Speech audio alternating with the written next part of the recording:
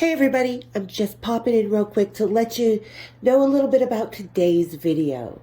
So today's video is one of two parts. This is the second part of two where I'm talking to an old friend of mine. You're going to find out in a minute who it is.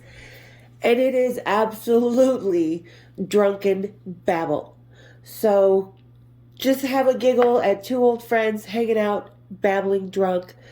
The first part that is actually the biggest, most graphic, and funniest part is absolutely going to be on my Patreon for my Patreon members only in a couple of days.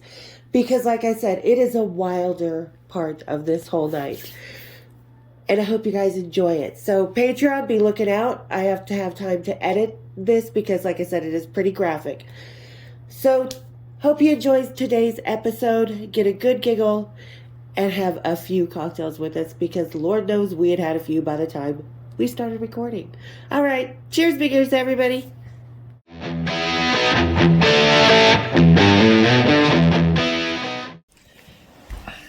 Well, hello, everybody. Welcome back to Cocktails and Rocktails with me, your most notorious groupie, Alice Rouse, author of We've Got Tonight, The Life and Times of Notorious Groupie Me, and these other little ebooks right here. Go down in the description, fiddle around, because you know how I like it when you go down and fiddle around.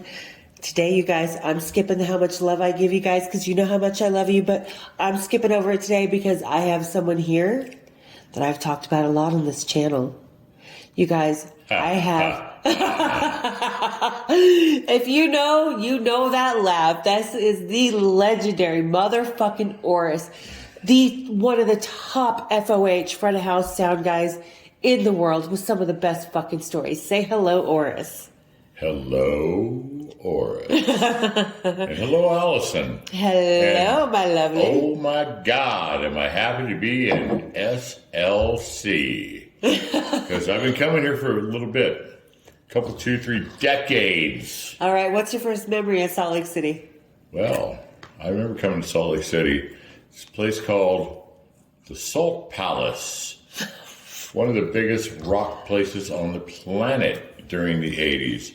Every big band played years after Jesus died. What are we doing? Reality and what? And lure. Reality and lure are two different things.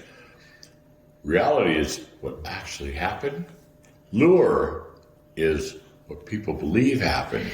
And it's only because of the stories that they've heard. Makes them think that lure is reality. When did lure become reality, do you think? As soon as people believe it, it's reality. In our modern day scenario. But what years did they start believing? Because think about it. In our years in Vegas, up until 2002, it was badass. But when Paris Hilton started becoming the lure, reality started being obscured. And the internet took over. Social media took over.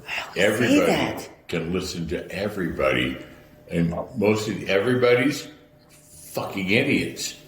And people are listening to fucking idiots thinking, that's the truth. Oh my God, that guy's right. So I get so many.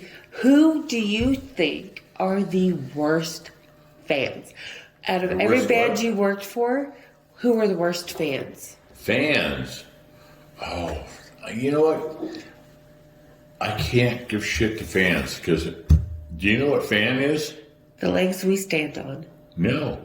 Fan is short for fanatic. And the definition of fanatic is out of your fucking mind. So, fans are the people that pay my salary. They paid the salary of every band. So, to say who's best and the worst comes into... No, but what I'm saying... little tiny scenarios. Do you want me to think about who's the worst? No, I don't want to be negative. No, I'm not negative because I think every single one of us in that arena make that rock and roll experience what it is. Hold on, hear me out. Because whether we're standing at the FOH on the side of the stage as a guitar tech or as a groupie or as a front row as that fan, we make that experience a whole. I have an answer for you though. Okay, what's the answer? The worst fans or it's multiple. But generally, it goes between Los Angeles. Band. It doesn't matter what band it is. Los Angeles, New York, London, Paris. And now Nashville has been added. But who's right? the best Hold on. fans? Los Angeles is the worst because there's a lot of rock stars live there. And they walk in and they go, this. hold on, and they go like this. They cross their arms and they go, impress me. Okay, That but has happened over and here's my over and thing over about again for me. LA. With Van Halen, okay, can you agree with me on this? Here's the thing about LA. but New Everybody York, in LA is trying to get a leg up on somebody to be somebody. Is that what makes it the worst fans? that's what I'm saying. They cross their arms and they go, impress me. Okay. Now, if a band is amazing, they'll go, oh, golf clap. Yeah. New York is the same, except when you suck, they go, you fucking suck. Right? But see, New York Then you to go to me are the London. truest fans. No, and Because New York doesn't take bullshit. In New York, to me, depends is the on the truest band, fans. though. I remember Cycle No. Sluts from Hell. Every Cycle Sluts were a bunch of groupies that couldn't play anything, and every cool band from New York backed them up to make them a cool and band. then you go to London, Right? a whole nother thing. Depends on the genre Did you ever and the meet time. Roxana Shirazi? Pardon? Roxana Shirazi. She wrote a book. No. She dated. You realize I don't Gilby, read. but she did. But you don't have to read to know her. She dated Gilby Clarke, got pregnant Mixed with his him. baby, She aborted his baby, Gilby and banged that. her up? Okay, no, she went on the road with him. She was with him When? for like 2 years. She was from On London. guns? Or- I'm or- not sure. Okay, I didn't read the book. I've blogged about it before. 'Cause I know Gilby Here, I'll put inside your now. beer. But No, I'm not Gilby drinking it. I don't know asked Gilby if he dated Roxana Shirazi. Well, But here's the don't. thing: she had an abortion with. She toured with him around Europe. She says this in her book, "The Last Living Slut." So she says she had an abortion with his baby, went out that night after having an abortion, or the next night, and fucked all of Buckcherry. Yeah. Is she like a super groupie, she thinks? Or I don't know. I don't No. know. I don't know who she is. I'm super groupie because I super don't know groupie's who cool. she is. She's starfucker. No. But Look her you know up. what? No, I won't because I know you. I know you. I know my past, and I don't care about anybody else from now on because nobody gets it. Totally. I'm over it. I'm not Totally. telling the stories. People don't even understand anymore, so that's why I don't tell stories anymore. When are you going to write your own book? I'm not. All right. The judge in my DUI case, when she got to know me, she goes, dude, you should write a book. I go, irrelevant. Wait, which judge in Vegas was this? Wittenhauser. Oh, she wasn't bad. You're just lucky Seymour Brown wasn't still alive when you went to court. But no. Because you know who Rosenthal was. No, you have no idea who my lawyer was. No, I know Oscar Goodman, but Rosenthal, hold on. Rosenthal was the character that Robert De Niro played in Casino, and we all know Oscar Goodman played Oscar himself in the movie Casino, Yeah, who was the lawyer of the mob who became Vegas. Bush just played New Year's Eve on Fremont Street, right? Yeah, oh, my nice. old home turf, right? I used to do there. I go, the worst gig, one of the worst gigs I've ever done, by far the worst New Year's Eve I've ever had, was on New Year's Eve at Fremont Street with Eddie Money. Oh, jeez, crazy. About 98-ish, right? It was the worst New That's Year's Eve Vegas. I ever had, ever. So now Bush is going, well, we're going to play Fremont Street at New Year's Eve. We go, that was my house gig. I worked there every How weekend. come I didn't know this? I worked there I was every at the hard weekend. rock, that's why. So we go down there. Everybody knows me. It used to be my house gig. Yeah. From the 90s all the way through. Then they put the stupid stages up. Now they have this shit PA. And the house guy's going, I'll hire you again. I go, you can't freaking afford me. Whatever.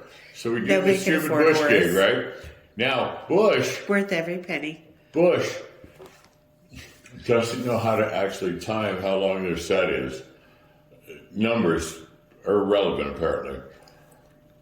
So I've done a million... Well, I've done maybe... I'm 50... I've maybe done 40 years. How old are you? Let's just go with... What year were you born? Let's just go with... I've done about 40 New Year's Eve gigs, right? And the biggest thing of all is making sure that you do the countdown. That's it. Your biggest gig is to go 10, 9, 8. I mean, last year I was with Journey in Times Square. I watched the ball drop. I mixed underneath the goddamn ball. But how many times have you watched the ball drop? Well, I've only done it twice in New York City. Really? But last year I was there. Now You've this only year, done it twice in New York City? Yeah. This year I'm in fucking goddamn Fremont Street, my own home turf, and then Oscar Goodman comes up. I love Oscar. With Mrs. who's in charge now. She's the new mayor, right? Yeah. And she fucked it. Huge. How could she fuck it? Because here's why. her husband is 100% spot on. Here's how it happened. Do you know her husband had that Ron Flood fired for me? Because I called him through that whole John shit. I'm like, Ron just released my unlisted phone number and unlisted address. 5 minutes later, Ron Flood announced his early retirement. He's the man. But I love Oscar. Mrs. is up in charge, right? And he literally, the band stopped early. They should have played longer, but people can't do math, whatever. So we're like 11 minutes away from fucking countdown. So we're playing music, blah, blah, blah, blah.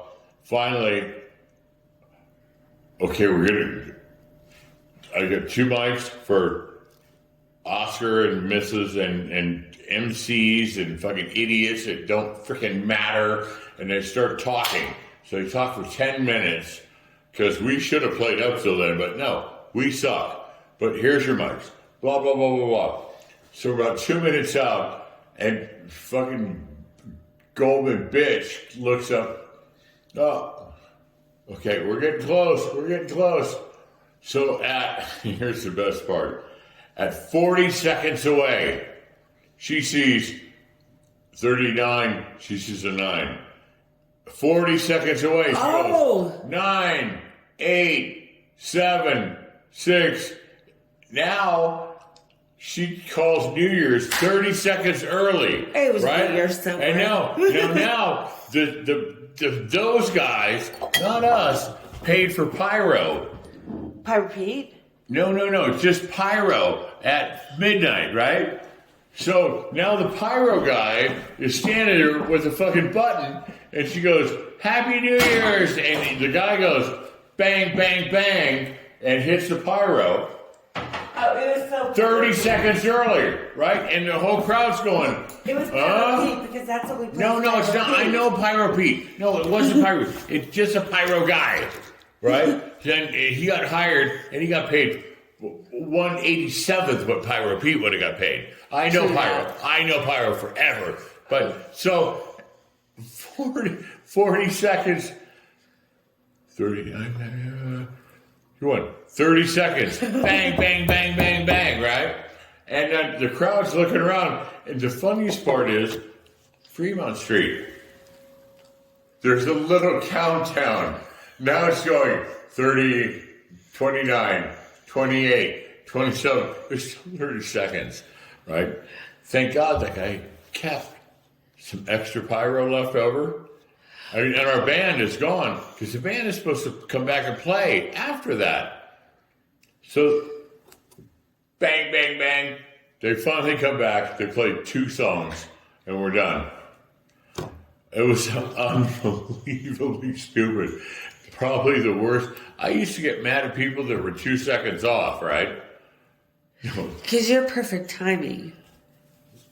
30 seconds? 40 seconds? No.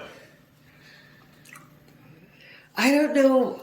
Something like, I always liked Oscar Goodman, but his wife. I still love you.